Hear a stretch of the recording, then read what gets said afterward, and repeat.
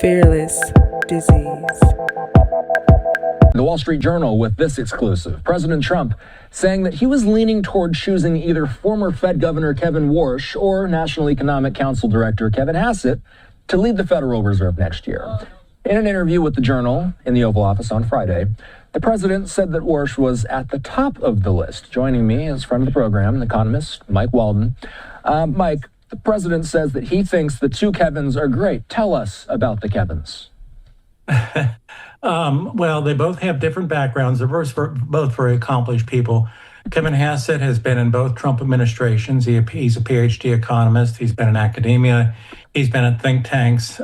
He's been chairman of the Council of Economic Advisors, director of the National Economic Council. So he has a lot of Washington experience. He has been with the president for 2 terms, so he's got a working relationship with him. The other Kevin Walsh is a different background. He's a lawyer. He's worked on Wall Street, J.P. Morgan. He's now in academia. But I think the key that stands out for him, he was on the Federal Reserve Board of Governors. That's the group that actually makes the decisions on interest rates and some other matters. And he was there when we had the Great Recession of 2008, 2010, and he really pushed back against some of the legislation that the federal government was wanting to put in and did put into the banking system and some other things. So I think he's viewed as very conservative Republican. I think Hassett is more viewed as middle of the road. A live look at the White House. Fearless Disease fam, today we expose the truth they hate to hear, like right now, if you are ready. After hearing that, I think that Hassett has a big chance of becoming the Fed chair next year. Trump really likes him. I mean, he's been around, like you said, for a couple terms. He's very well educated, and of course, sometimes it's better if you know someone rather than what you know. So I think so, but we'll hear what else that Trump has to say. I'm sure he usually speaks about it, but I don't know if I have the full clip with here right now. But let's hear what else they have to say over there, Fox. House on this Friday evening, just past 6:30 in the nation's capital.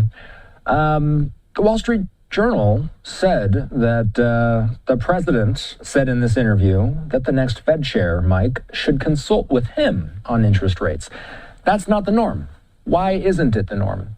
Well, the Fed was set up specifically to be independent, and it is independent. It doesn't get its payroll from Congress. It charges banks who are members of the Federal Reserve. Right. That's how they finance themselves. The only role the president officially has is he appoints all the board of governors, but then they have to pass muster with the Senate. So the president wants to have more direct involvement with the Federal Reserve because I think he has particular views on interest rates. But I doubt that's going to happen, whichever Kevin, if it was one of the Kevins that goes in. I think they'll probably be cordial to the president and talk to him, but the Federal Reserve is independent. It was structured that way because politicians and the president, any president is a politician, they have a much shorter time horizon. They may want interest rate policy to be very different for their political aspirations. This is not saying anything directly against President Trump. Any president has that viewpoint.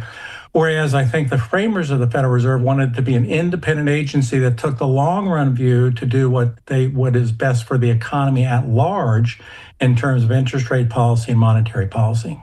In terms of exactly. So the Fed is appointed by the president, but as far as their job, they're all independent. The Fed is 2 different sectors. People think that always the Fed is within the government, which is not. It's independently run, but it has a lot of influence from the president because it's the president. I mean, he's in charge of the most powerful free world on the planet. So people have to distinguish both, but most people don't read. Of interest rate cuts, though, what would benefit the administration's economic outlook? Well, I think President Trump has been very vocal in saying he wants even lower interest rates because I think he's looking at that in terms of the housing market. Young people especially, are upset about mortgage interest rates. The president wants them lower. I think the Federal Reserve has a different view. They're looking not just now, but they're looking forward. And I think the president has been frustrated by the slow cuts in interest rates the Federal Reserve has done. Last cut just the other day, 0.25%. He wants something much bigger. But again, that different viewpoints and the way the system is set up, The Board of Governors, and incidentally, the chair of the Board of Governors, it has one vote, just like all the other members of that board. But the Board of Governors was set up to have the voice on interest rates, on monetary policy, et cetera. You can certainly take in the president's views, but the president has no direct control over what the Federal Reserve does, and it was established to be like that. Some members. That's very true. I mean, it's a great talk. I mean, he has a lot of insight with it. That's why I wanted to bring up this video. He's very intellectually sound, so I think he has a great prediction on it. But as far as my prediction, I think it's going to be Harris is going to be confirmed by February.